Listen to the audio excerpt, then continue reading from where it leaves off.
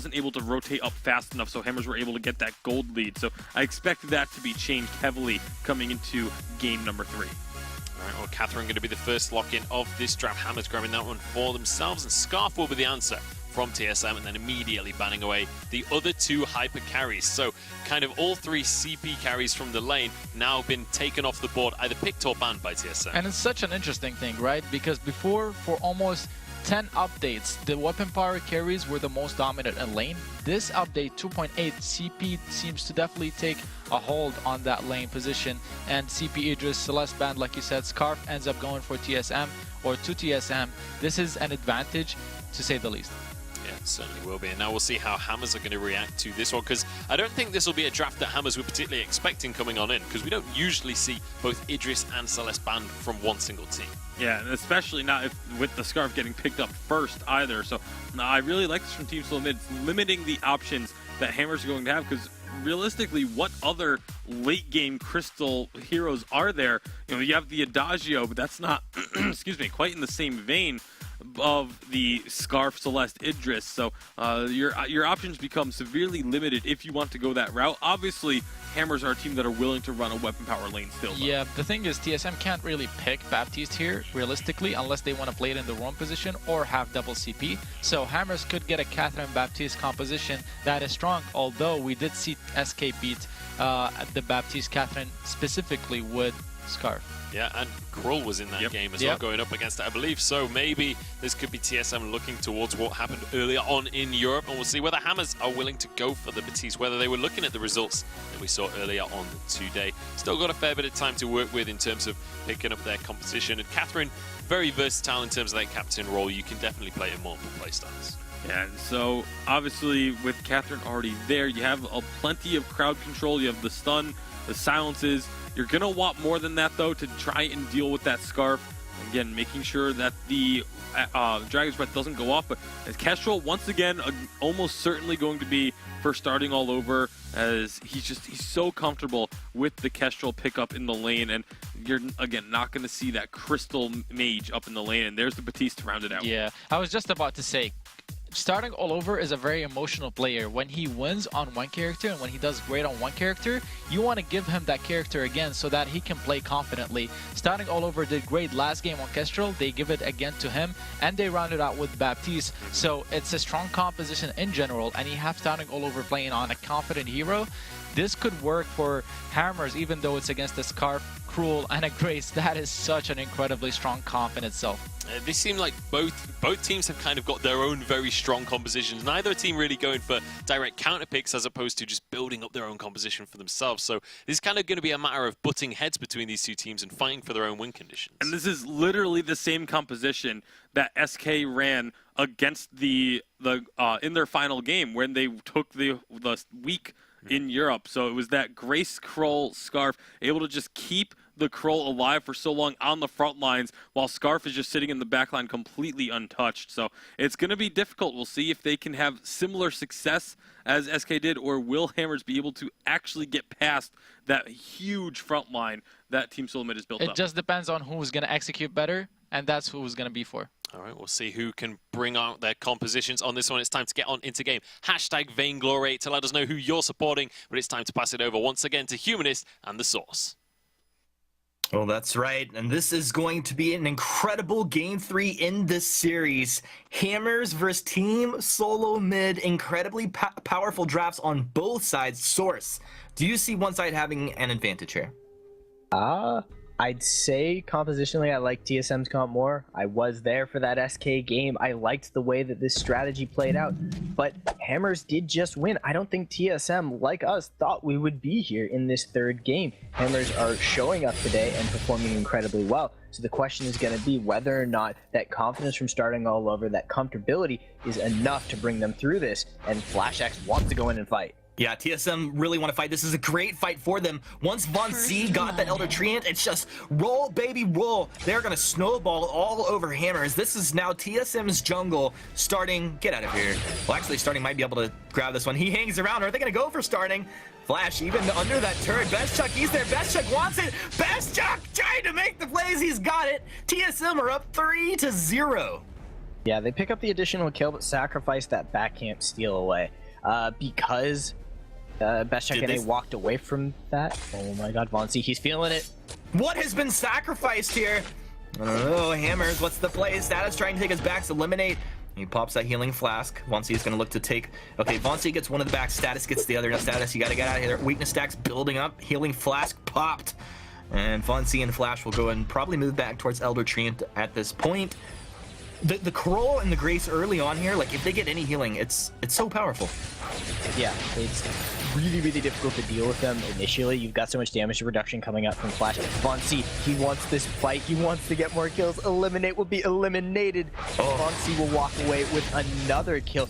And now that this is putting huge pressure on Status, Status needs to run to the other side of the map and pick up some kind of farm. He's going to do his front camp, maybe. No, he's actually going to forgo his front camp. He's going to go all the way into Vonsi's jungle, but this is a Kroll. Kroll farms very, very quickly. That could be Vonsi finding the jungle. Dove underneath the turret. They turn it. Flash isn't deep. Flash with the healing flash. He's got to get back. One more turret shot comes through. Flash is down. Hammers are on the board. But continue, my friend. Status is in deep. Status is in deep. He's deep behind enemy lines. I figured that Vonsi might be fast enough to catch up to him, but Status will be able to take away those two camps. I think the fact that they haven't seen Status makes them realize that he is somewhere in their jungle. They're not even going to bother going to deal with him. Bestchuck does need to be careful. He really wants to kill starting. He's looking for that additional Spitfire. I'm almost positive he knows that he's still there, and neither one of these laners willing to give. And now, ooh, that was a perfect stun, but here's Vonsi is there! Hello! Did not see him coming up from the south side there. Vonsi is a monster. He's 3-0-1. He's picking up boots. Is that going to be an instant tension bow? It is my God. Just enough gold. That's a 3-minute, 20-second tension bow. Beware the members of Hammers if you are caught out alone. It is not safe to go outside. The jungle is a scary, scary place. And Vonsi is going to rampage through the jungle. Should be able to clear twice as fast now. And we do see two members for the side of Hammers grouping up to do some of those jungle camps, both for the farm and for the safety. This is terrifying right now. Vonsi, in just a moment, we'll get back onto the aggressive side of the map. He's on his back currently. Hammers as 3 up in the lane, but man, some of the rotations that come out of Vonsi, it feels like he just pops up out of the ground. Starting, they got Ordained down the best shot. The stun's there as well. A nice Holy Nova buying some time, and actually, what a Holy Nova! That completely turned that around for Best Chuck. Not only did it kill the play, but it won the trade, and they got a little bit more damage. The power of the healing flask, but here comes Vonsi. Has a couple of weakness stacks on the Status. Can they die this? Vonsi, that's not your turret. Get back. Glimmer shots raining through. Vonsi turns around. Dead Man's Rush. He's gone too far. A 3-man. Holy Nova. Holy. Wow. Best Check with the Spitfire. They take down starting. These teams are here to play. This is going to be a real fun game. Flash actually just kind of stood there and was like, I'm doing my calculations. Perfect geometry. I've got all 3 and they've got one more. Eliminate. We'll start to burn. The goop isn't there to finish the job. Can he land at max range? He doesn't. Best Chuck NA.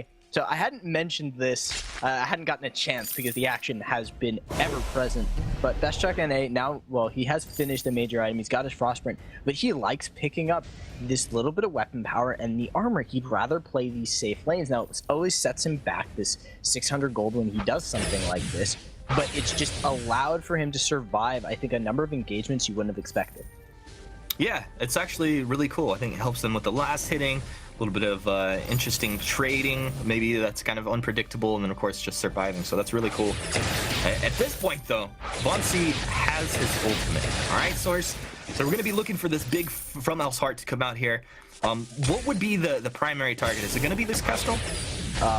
If the Kestrel is that he's even alive, starting, getting lit up. Lemonade does have a fountain, and he's holding it quite a long time. Flash moves forward, has his own fountain as well. Flash also has a minion candy if they want to apply any pressure here, which I wouldn't be too surprised if they did. Ordained is out. Status hanging around in that mid-range. Lemonade looking to tank up. The Spitfire is coming out here, protect his turret, and Vonsi just looking for that opportunity, waiting in the wings. He's around the bottom side. He's on to Status and then right back out, abusing that empower. Shadows empower me. buff and then moving down, so he'll take the mids away and just TSM applying pressure in the lane. I think they're content to play the stranglehold strategy. You push the wave super far up. You've got a lot of dangerous poke coming out from Best Chuck. He can easily kill any of these targets if they overcommit or misposition. And here comes Vonsi. They're looking for starting all over. That's a good start. Yeah, they got him. Starting's gonna go down here, right? Starting? Yeah, they're gonna go in. Dead Man's Rush, was it? Yeah, he moved in for that kill right there. Proc the tension bow and just put him down into the dirt. It's gonna be a turret as well coming through for TSM, who've established quite the stranglehold on this game as you described it, and I think that's a great way to look at it here. What's the next move for this team? For TSM, clear things out and set up again. Maybe so we saw in Europe this really well done game from SK where they continuously killed the Crystal Sentry. They had the Crystal Sentry dead at maybe 13 minutes. They'd killed it 3 times. Now that's not the kind of thing that TSM is really set up to do just yet, but if they can take out the Crystal Sentry fairly quickly, they'll get that reprieve, that moment of time where they can set up in the jungle that pretty much allows Vonsi to do whatever he wants because he's such a monster right now with the amount of damage he does and how hard it is going to be to kill him, and they're able to just strangle out the farm. They'll be able to stop any of the jungling from happening. Vonsi's kind of doing that just because he's Kroll and he's fast about it. He's in deep right now too, bud. Oh, he moves right through the active camo.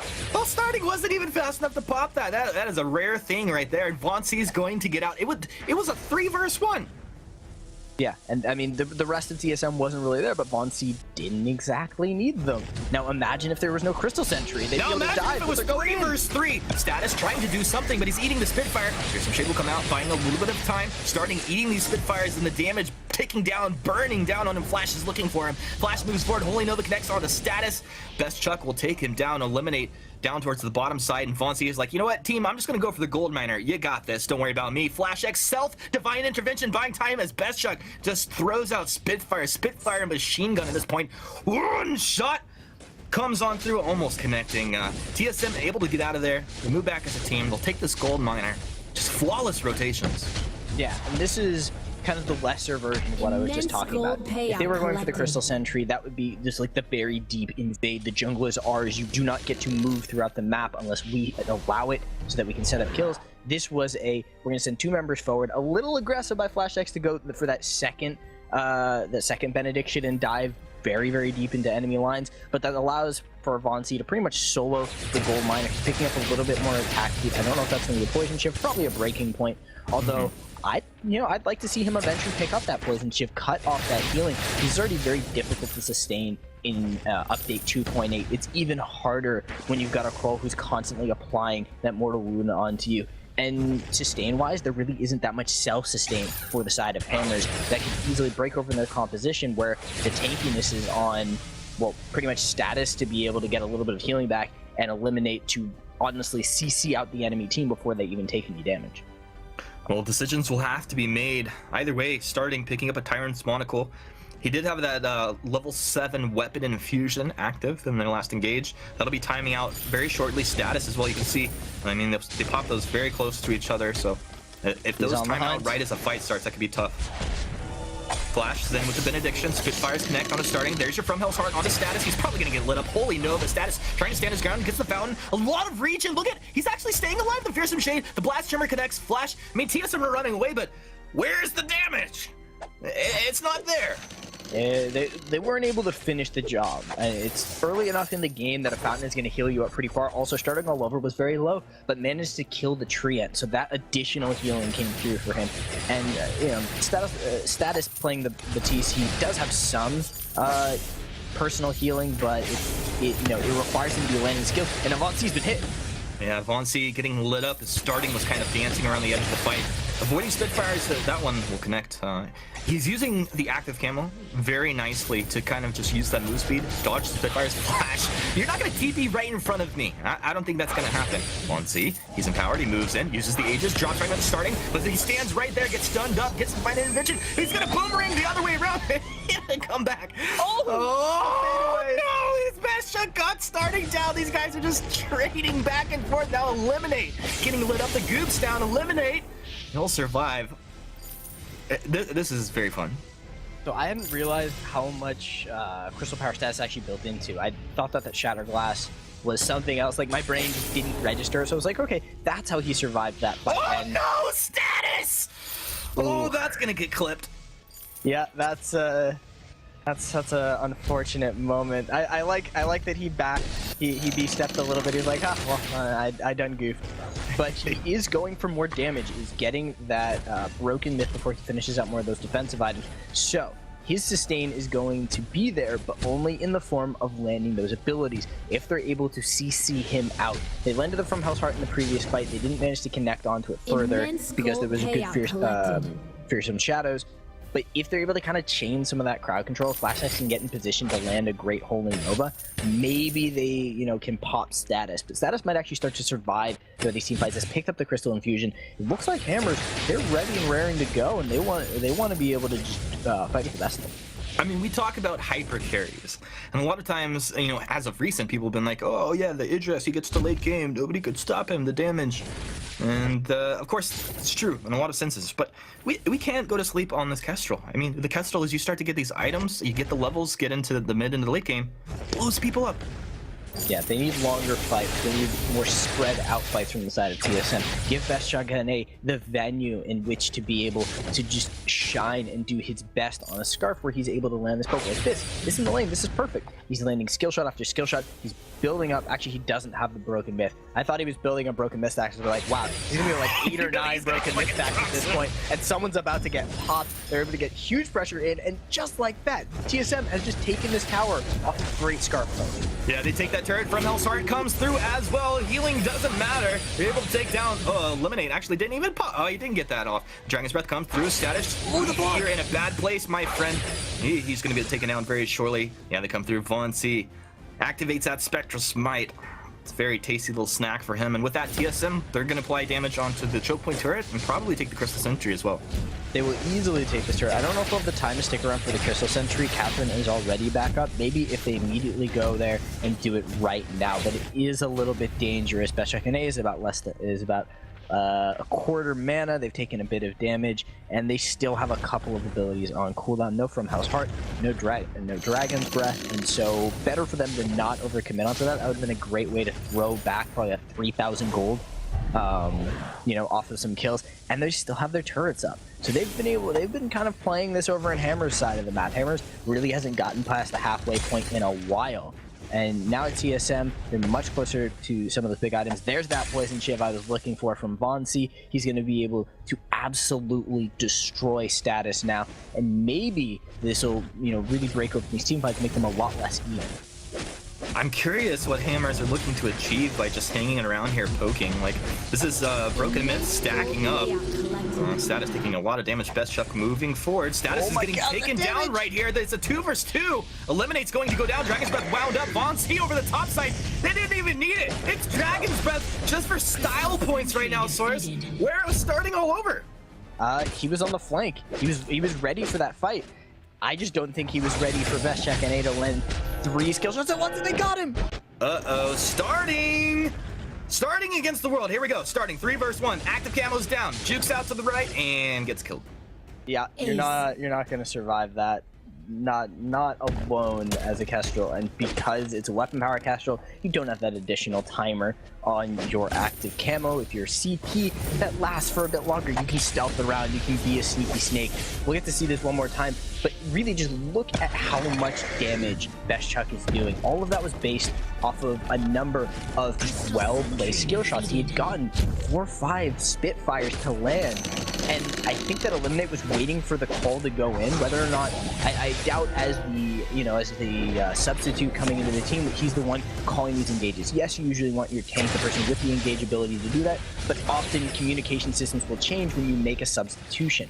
Because of that, I think he was unready to go in for that major team fight, and it resulted in Beshchuk being able to do what he does best, poke you from a billion years away, doesn't matter what CP carry it is, results in a Kraken, and now TSM is looking to possibly close out this game.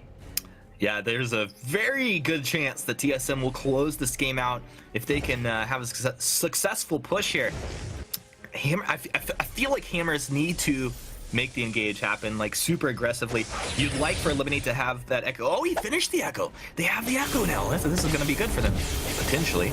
Active Camo is down, but they're not in range to find the damage. TSM moving forward. Eliminate taking way too much damage. He's going to have to heal before they actually get into an engage here. This is danger, danger zone, friends. Starting getting lit up by these Spitfires. Active Camoing back. He's going to heal up as well. Kraken's still quite healthy. Best Chuck throwing out these Spitfires, landing on his status. Goop down as well. Dragon's Breath going to come out. He moves forward. Roasting Hammer starting. Dips out. Moves out. He got the block. He's staying alive. Power Hammer still alive. Blast Hammer coming through. They're able to get one. Best Chuck and Flash probably hang around. Kraken is quite healthy. They can still end the game here as long as Best Chuck stays alive and applies the damage. Flash in. Best Chuck. What's he gonna do? He drops down the bottom of starting. He's made the rotation round. Divine Intervention comes out. Best Chuck staying alive. Kraken still doing work. Status is like, oh, I don't know where to go. Where do I go, team? This is gonna be the Vein Crystal going down. TSM coming through here. In game 3, are they? Barring a miracle. I was almost wrong there. TSM finding the win in game 3. What an exciting series. Best Chuck NA turned into a flame-throwing machine gun.